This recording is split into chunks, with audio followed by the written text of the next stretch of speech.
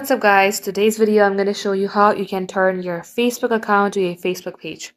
So first of all, launch your application, get logged into your account. You'll see a page like this as soon as you tap onto your profile.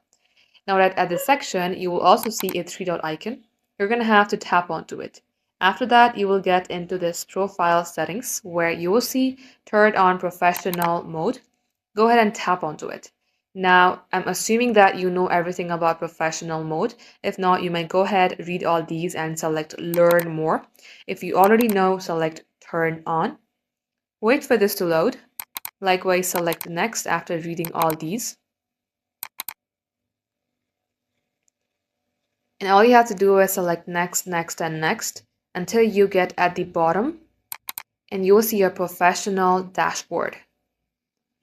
So likewise guys, this is how easy it is. If you go ahead and tap onto your profile, once you're done, you will see the professional dashboard and now you are a digital creator. You have 2 followers instead of 2 friends. So guys, this is how it's done. Thank you for watching.